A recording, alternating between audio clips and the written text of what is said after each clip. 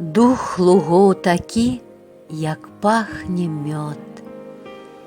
Ён настояны на спелых травах, і як добра ёсць паўтор штогод. Травы скосяць, вырасце атава. Дух зямлі не толькі тут п'янкі, ён яшчэ больш моцны ў балотаў, дзе ў жніўні спеюць буякі і багун дурманіць нас употай. Асаблівы водар у бароў, дух жывіцы чуецца ў павевах, пах мядовы ідзе ад верасоў, ды імхамі пахне на сугрэвах.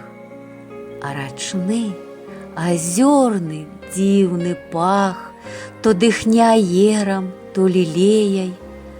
Над усім над гэтым небны дах, дзе прыгожа воблакі бялеюць.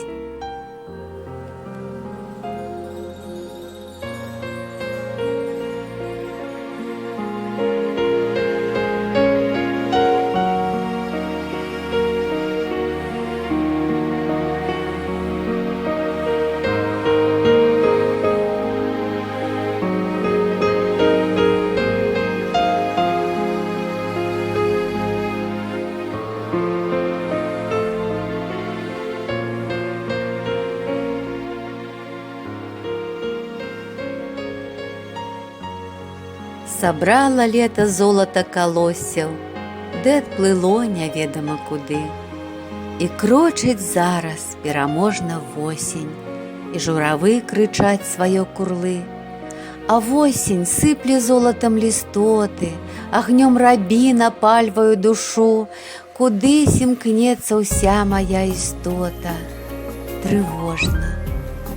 Ды збавення не прашу ні восені, ні ў тых, што ўжо далёка, ні ў тых, хто побач запаволіў крок, каб азірнуцца на мяне. З палёгкай гляжу на жоўты трапяткі лісток. Прыгожа восень запаліла свечкі бярозах, што стаяць на скразняку.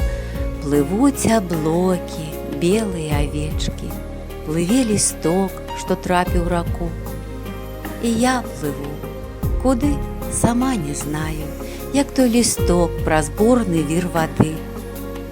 А цішыня стаіць да неба краю, лякуе ад трывогі і нуды.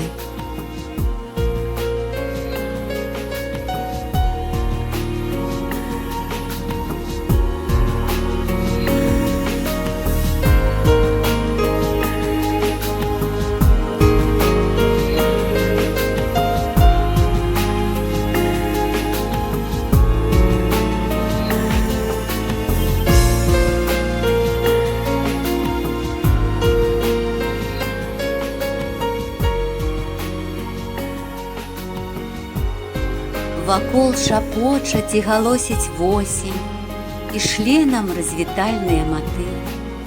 Чароды птушак да цяпла адносіць, ім дорачы ўсіх колераў разлівы.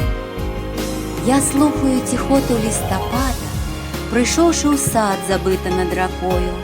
Маркоціцца тут яблыня ў ападак, сярод пажухлых кветак зверабою. Блішчаць на сонцы ніці павуцінкі, як сведкі адыходу развітання. Яны прыгожаць сівізной травінкі і яблыні у восеньскім убранні. Хоць ёсць і сум у гэтай прыгажосці, у яркіх колерах і ў павуцінах зянні, я адчуваю радаснае штосьці, мо восень шле мне шчасця абяцанне.